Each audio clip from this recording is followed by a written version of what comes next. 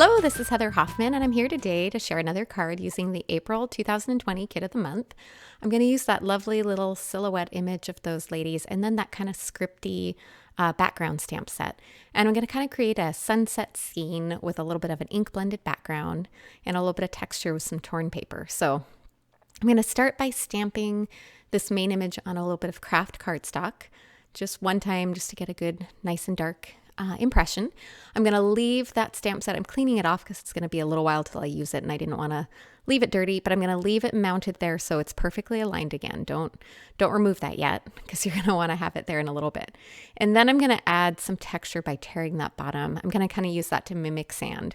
And it seems a little sad and scary, but I wanted to make sure I had the image centered. So I really wasn't trying to be wasteful with my paper. I just wanted to make sure that image was centered where I wanted it on the page. All right, these are my new Pink & Main ergonomic blending brushes. I really love them for blending backgrounds, but you could use any preferred blending tool, whether it's foam pads or some other form of blending brushes. You could even do a watercolor background for this and it would be quite lovely as well.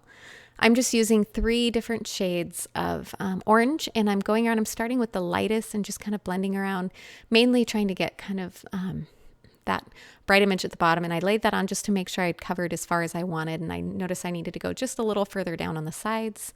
And then I can come in with my next color, the next shade darker, and I'm going to kind of just blend up around the edges and come and blend in. And then I can come in with my darkest shade, and it's going to give me kind of an ombre effect. And you notice in the very center there, I left it a little white even, and that's just going to add the brightness of kind of the sun going down on the sunset. So coming around with that darkest shade at the very edges, just blending it in a little bit. And then once that's done, I'm going to add a little bit of texture to that background. I'm going to use that background image that I pulled out from the Kit of the Month. I'm going to turn my background paper there just to protect my work surface, and I'm just going to put that on a clear block, and I'm going to use that same darkest shade of ink that I used before. And I'm just going to kind of stamp it off the edges in 3 different spots, just kind of around that background, just kind of rough and random, nothing too particular, but it's just going to kind of show up soft on that background and kind of be a little bit of interest and texture. All right, now we're ready to stamp that main image on that background. So I'm going to pull out my MISTI where I left everything perfectly aligned before.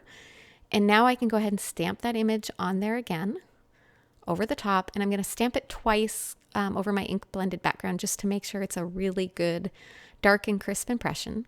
Now I'm going to go ahead and adhere my sand on the bottom. And you notice there's a little bit of a gap where that torn paper is.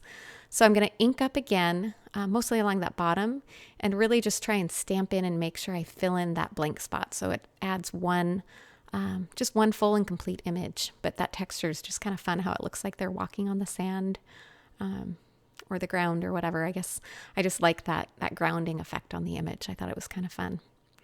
All right. I am going to put that on a white card base, but I actually trimmed a little bit off the bottom there, and I'm going to go ahead and stamp my sentiment onto my white card base before I adhere that panel. I'm using a sentiment from this same kit as well, and I'm just stamping it in black, keeping it nice and simple. It's going to make that pop nice and straight. Making sure I have that image straight on there so I can stamp it in place.